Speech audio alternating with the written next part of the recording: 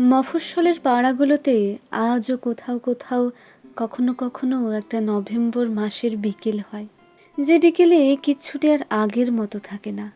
একটা দুটো শুকনো পাতা খসে পড়ে প্রাচীন গাছ থেকে, উদাসী হাওয়ায় পাক খায় খানিকক্ষণ। ধূসর পিচ রাস্তা দিয়ে একটা রিক্সা চলে যায়, সাদা জামা, সবুজ রঙের স্কার্ট।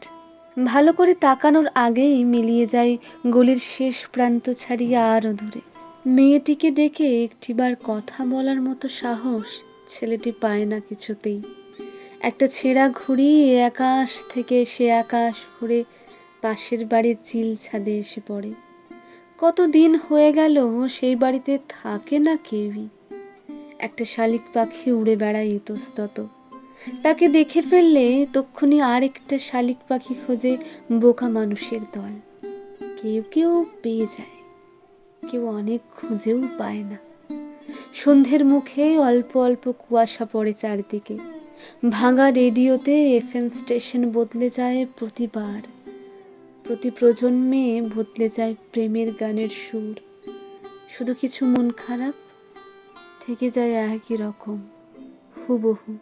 অনেক বছর আগের কোনো এক নভেম্বর মাসে যে মেয়েটিকে সঙ্গে নিয়ে একটা রিক্সা মিলিয়ে গিয়েছিল গলির শেষ প্রান্তে।